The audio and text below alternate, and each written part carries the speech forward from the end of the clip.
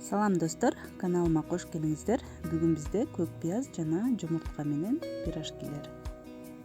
Алгач камырын жууруп койсок, 600 грамм эленген унга 1,5 чай кашык туз, 1 чоң кашык комшекер, 1 чай кашык разрыхлитель жана 1,5 кашыктай дрожь салып аралаштырып алабыз. Жана жылуу сүттү 400 мл сүт кетет. Куюп 4-5 чоң кашык суу май кошобуз. Эми камырыбызды жууруп алабыз.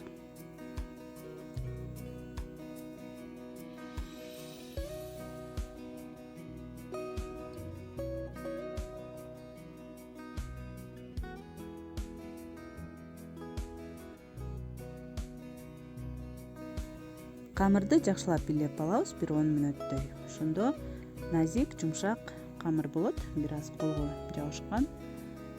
Суу май менен майлап алабыз. Колубузду, идишти жана камырды майлап койсок, андан кийин иштегенге ыңгайлуу болот.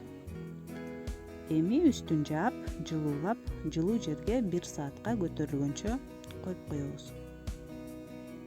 Ал эми толтурмасына 10 жумуртканы сууга бышырып, майда туурап алабыз. Жана 1 байлам көк пиязды да майдалап туурап алабыз. 1 чай кашык туз жана татымына жараша кызыл кара мурчтан салып аралаштырып алабыз.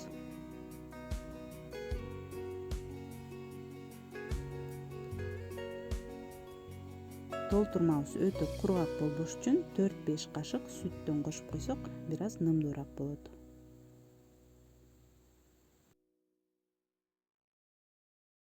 Толтурмабыз даяр болду жана камырыбыз да көтөрүлдү. Эми камырды бирдей өлчөмдө кылып бөлүп алабыз.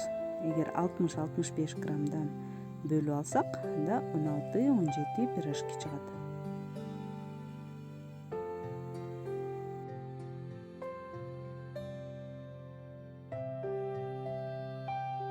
Камырдын ар бирин тоголоктоп, бетин салафан баштык менен жаап, кайрадан 15 мүнөткө коюп койдум. Андан кийин пирожкилерибизди түйө берсек болот.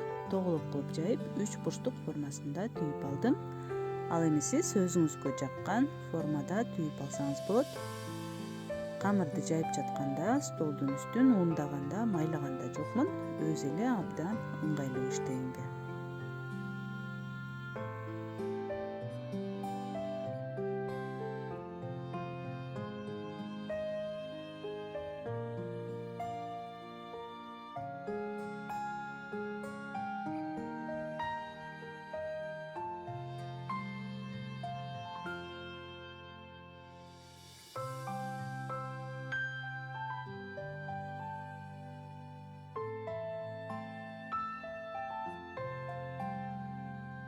Даяр пирожкилерди эми жумуртканын сарысына 1-2 кашык сүттөн кошуп майлап алсак, абдан сонун болуп пышат.